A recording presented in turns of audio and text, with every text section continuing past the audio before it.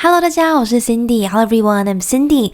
不好意思，今天的晨读变成了夜读，因为最近真的有点忙啊。那我今天想要分享的主题就是裴洛西访台，美国人怎么看？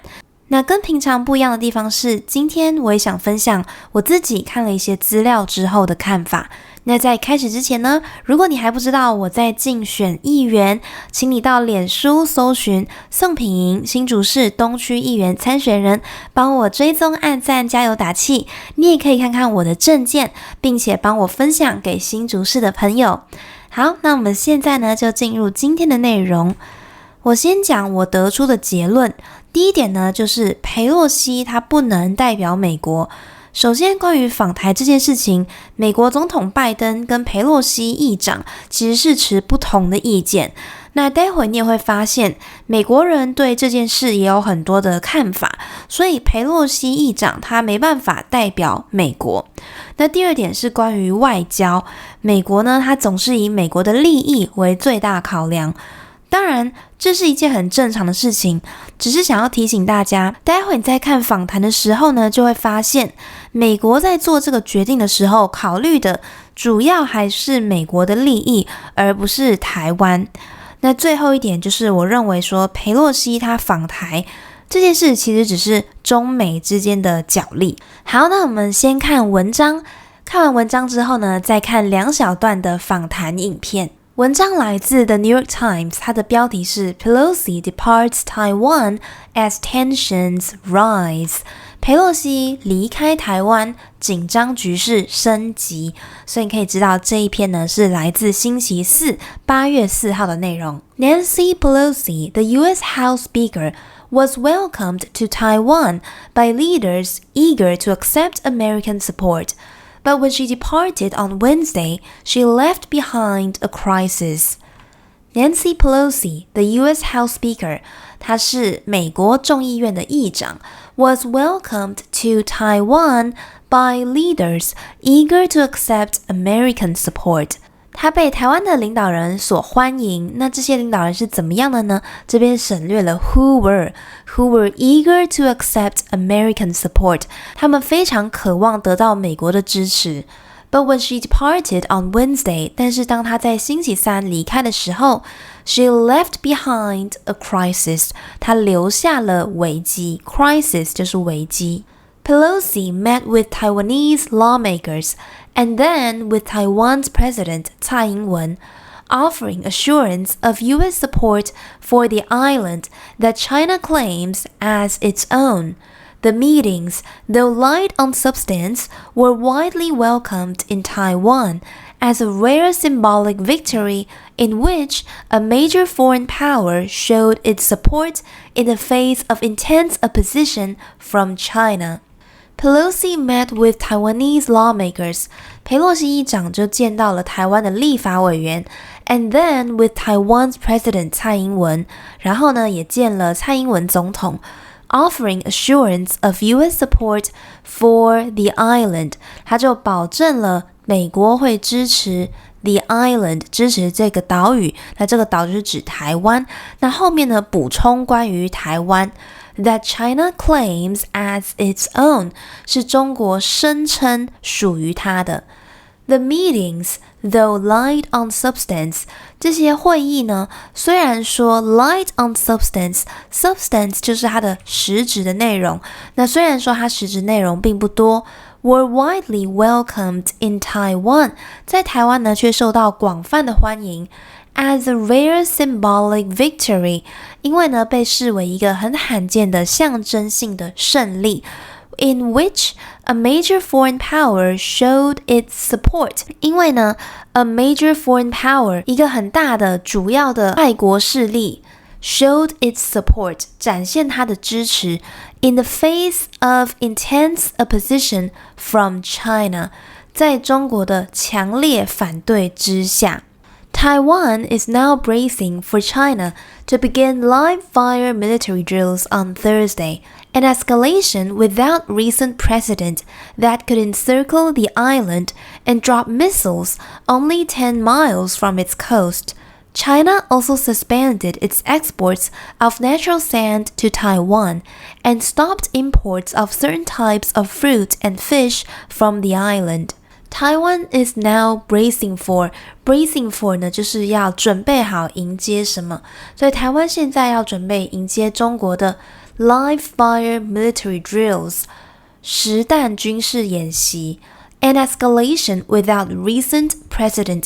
Escalation 是升级，那在这边呢就是指军事上的升级 without recent precedent 这个是近期都没有前例的That could encircle the island.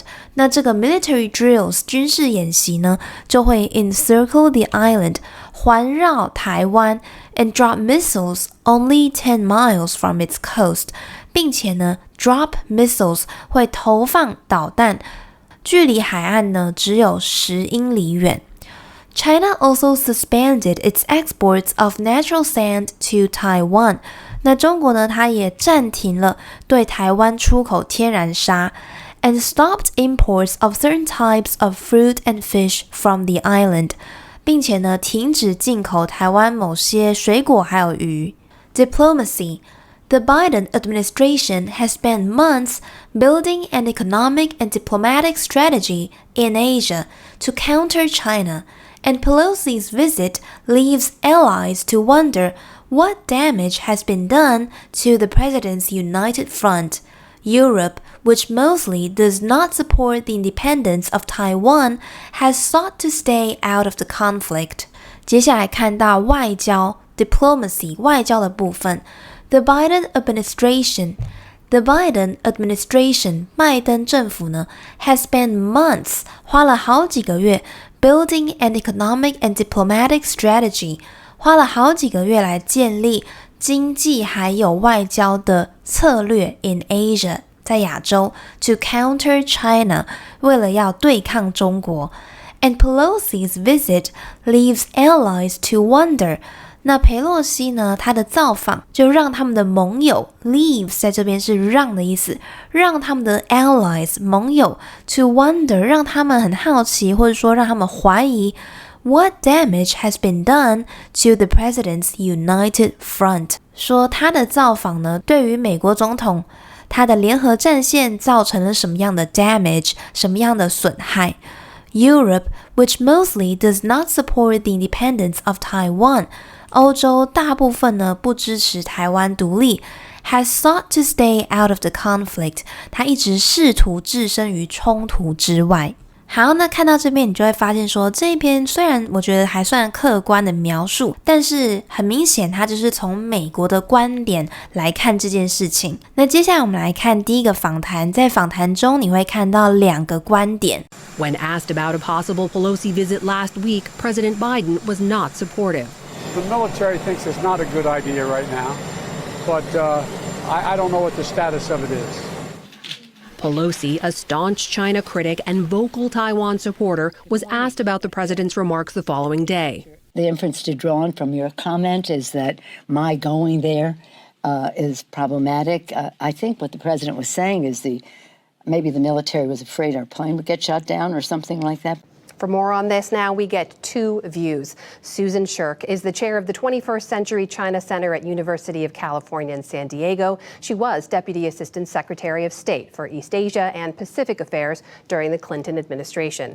And Daniel Blumenthal is a resident fellow at the American Enterprise Institute. He was Senior Director for China, Taiwan, and Mongolia at the Defense Department during the George W. Bush administration. Welcome to you both. Thank you for being here. Susan, I'll start with you. You have said you don't think that Speaker Pelosi should go to Taiwan. Why is that? What are the risks you fear if she does go? Well, I am really worried about it. I'm losing sleep about it, worrying that it might spark a military crisis that would threaten Taiwan's 23 million people and could very well draw in U.S. forces. So why is it so risky? It's because of the situation, the domestic situation in China right now is extremely tense. In the months leading up to the 20th Party Congress, when Xi Jinping hopes to get an unprecedented third term, and when the party elite is gathering at the summer retreat at Beidaihe. So the risk is that a visit by Speaker Pelosi would be viewed as a humiliation of Xi Jinping's leadership, including by him himself. Let me bring in Dan Blumenthal here. Then, Dan, do you share Susan's concern? Could this provoke some kind of response from China? We should note it's unusual for President Biden to cite the military in saying that's not why he believes it's a good idea right now. What do you make of that? Well, it's unfortunate that he made those comments because obviously the House and Senate are different branches of government, and Speaker Pelosi has every right to visit. And of course, President Biden should have been able to keep the option open, which is to tell the truth to China, which is he doesn't have any control at the end of the day over what Speaker Pelosi does. But I do not agree. I think that she should go. I believe she has to go at this point. I think anything less than that would just invite more intimidation, more bullying. There's never a good time. Xi Jinping, the reason we're even having this debate is because Xi Jinping and his PLA have been stepping up their coercion of Taiwan, and trying to intimidate us and trying to intimidate Taiwan and break the will of the Taiwan people. Susan, what about that? Now, if she doesn't go, does it look like that she's giving in to Chinese intimidation? I mean, what message would that send? Well, I think it would indicate that we're being prudent and that, sure, everyone wants to stand up against Xi Jinping's China now.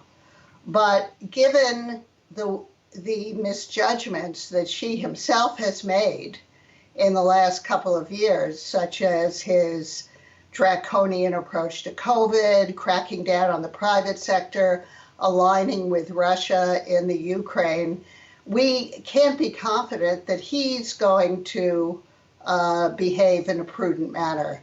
And he could really launch some kind of serious military response against Taiwan. So it's important for us to behave prudently. Speaker Pelosi should make clear that this is her decision. It's not President Biden's decision, because, of course, there are going to be a lot of domestic political consequences in the United States. There'll be a lot of criticism from Republicans and some Democrats that Biden is caving into China, just as we heard. So I think she needs to take this on herself. Of course, she's the Democratic Speaker of the House. She wants the Democrats to do well in the midterm and in 2024. So, this is a time to just postpone. Don't say you're not going. Simply say, timing isn't right for me. I'm not going. Dan, what about that? Given domestic pressure here at home, given the unpredictability, I'm not sure if you share that, of what we could expect in the way of a response from China, is there a merit to postponing that trip? No, there's no merit to it. In fact, if it was done now, given what leaked out, it would no spin would fix the fact that it would look like a climb down, that we're giving in to China's increased rhetoric, its increased bullying. Nothing could invite more intimidation, more bullying, more interference into our own democratic processes than that sort of action. In fact, because it's such a bipartisan issue, I think the speaker might be well served to take along a high-ranking Republican. There's great bipartisan support for this. China is trying to redefine the one China policy, and we cannot let them do that. We have a one China policy. This is completely consistent with the one China policy. Every day that it intrudes upon Taiwan's air defense zones, every day that it claims that the waters around Taiwan are its sovereign territory, is a day that it's coercing Taiwan, that it's violating its commitments to us. Its fundamental commitment is a peaceful resolution of the Taiwan issue, and it is violating those fundamental commitments. We're not changing policy. Speaker Pelosi's visit would be consistent with years of precedent. What does a win look like for Speaker Pelosi and the U.S. in your view?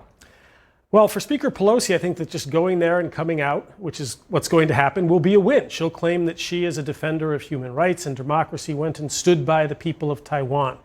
The question is, does that really benefit United States interests? Does it help to lower the flame under U.S.-China relations, which are at a boiling point already? Does it really make the people of Taiwan more secure, or does it just make her glad that she took this trip? I'm worried that this is being driven not by a real plan for U.S.-China relations, but simply by the desire of, in this case, Speaker Pelosi, but also other politicians, to go to Taiwan. What is your concern then, looking ahead, the long-term relationship and the impact between China and the United States? There is an increasing likelihood that the United States and China could end up in conflict. The goal of our relationship should be to avoid war with China. The most likely flashpoint for a war is Taiwan. There are others. Therefore, our goal needs to be to try to reassure China that while we stand with the people of Taiwan and will not allow them to be coerced, we also don't seek Taiwanese independence. I think that's the piece that's been missing. We've been deterring China, but we haven't been reassuring it. All right, Robert Daly, thank you for offering your insight and expertise on this.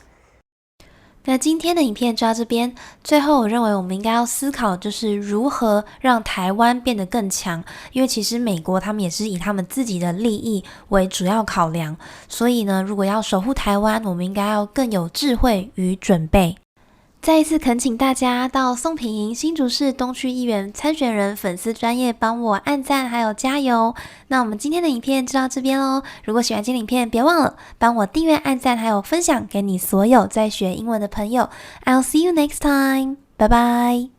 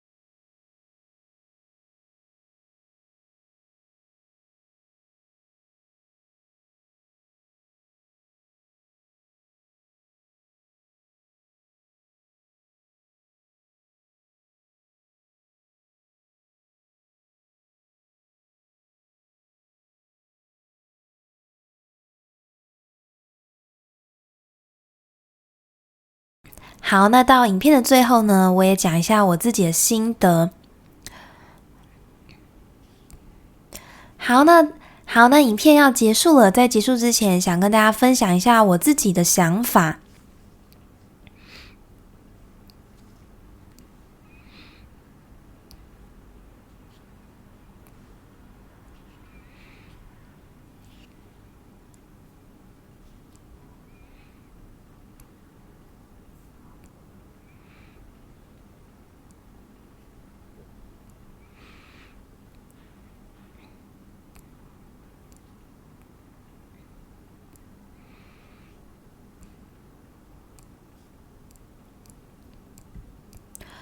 我认为说面对中国我认为面对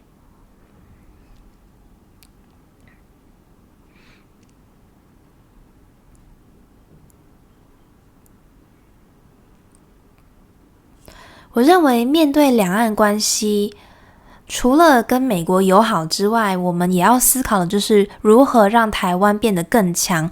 因为虽然说我们希望美国跟我们很友好，可以支持我们、保护我们，但是呢，虽然我们希望说美国可以跟我们很友好、支持我们、保护我们，但是呢，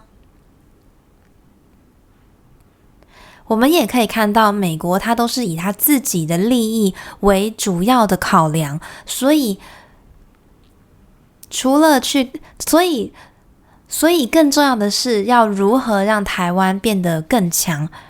希望我们的领导人在守护台湾的时候可以更有智慧。希望我们的领导人在守护台湾可以更有智慧的准备。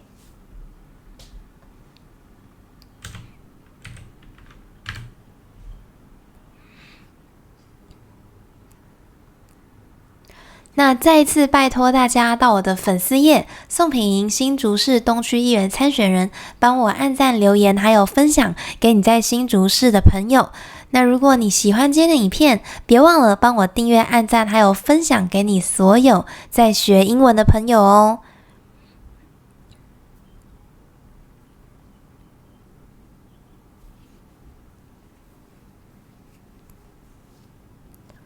I'll see you next time. Bye bye.